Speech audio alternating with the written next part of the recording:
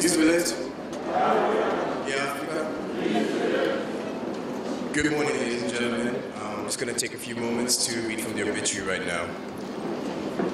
Mama Veronica Zondeni Sobukwe was born on 27th July 1927 in Holban, KwaZulu-Natal.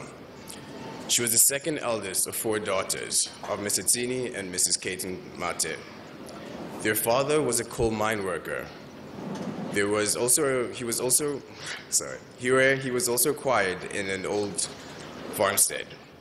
Their mother worked as a local teacher until she was unfairly dismissed by the then racist authorities.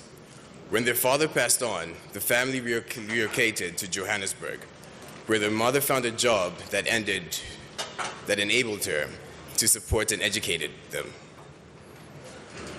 As in most African families, at their humble farmstead, the Mate family lived together with a number of extended family relatives. It was here, at their home, that Mama Sobukwe first experienced the institution of racist white supremacy, when the racist settler regime ordered for their eviction from their homestead under the pretext of a safety law. They were allocated what was then referred to as klomplas, a small room divided with string and cloths, in which the whole family was cramped. Mama Sobukwe started her formal education at the Swedish church school in Thobane and later proceeded to Ikama Catholic school in Verheld. She left boarding school and went to study nursing at the Victoria Hospital in Lovedale College. Owing to her supreme wit and intelligence at Lovedale College, Mama Sobukwe gracefully excelled in her studies and became a notable figure amongst her peers. Disgruntled with the abject condition black nurses were subjected to at the training school, she became one of the leaders who organized and led the nurses' strike at the Victoria Hospital in 1947.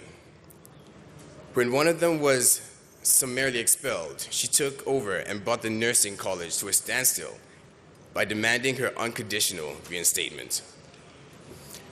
They caught the attention of the world, exposing the horrid conditions young African women trainee nurses were being subjected to. Owing to her seasoned leadership qualities and her premise in the role she played in the strike, she was one of the representatives of nursing students delegated to meet with Mr. Walter Sisulu, then Secretary General of the ANC, and discuss the subjective issues behind the nurses' strikes.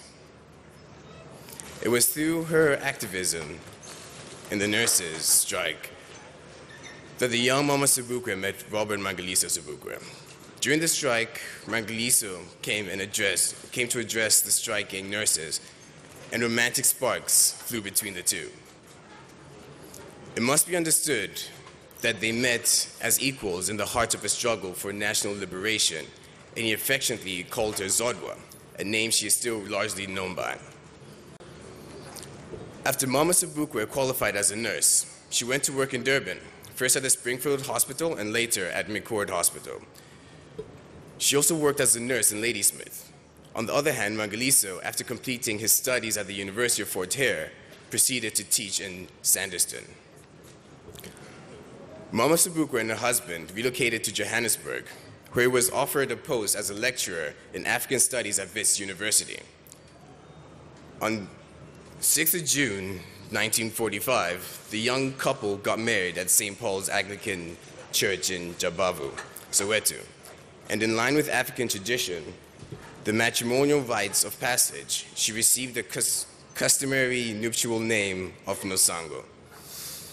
They were blessed with 4 children, daughter Meliswa, son Dinilisizwe, and 2 twin boys, Dalinjabo, deceased, and Didanilisizwe. Mama Sobukwe resumed work in between having the children, doing general district nursing and working in the middle as a midwife in Soweto. But their young marriage was to be tormented by the brutality of the racist regime that was hell-bent on destroying African families and resistance. and protecting the interests of European settlers. The Sobukwe family was involved in numerous episodes of struggle and at the House of Mofolo, Soweto. The children grew up under very difficult circumstances amidst a family-based early childhood development because they had to take them to boarding schools in neighboring countries at a young age. Life in exile for the children without a father or mother was not easy. Mama Sobukwe was tired of the media's bias in reporting about her husband and took to conscious political decision to refrain from publicity.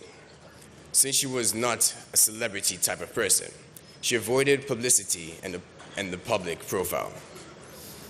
After the passing of her husband in 1978, Mama Sobukwe's struggle and battles with authorities continued. Just a few days after her husband's funeral, the racist government threw her out of the house in Galeshawe, Kimberley, in the Northern Cape, where her husband was banished. The imprisonment, banishment, and eventual death that the Sobukwe family suffered denied Mama Sobukwe a home for her husband, and the children.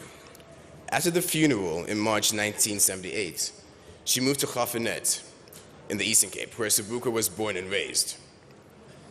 She then moved to Alice, also in the Eastern Cape, and subsequently returned to Gaffenet, where she lived until she passed on. Mama Sobukwe is survived by her daughter, Meliswa, sons Denisizwe and Didani Zizwe, and grandchildren. Thank you very much.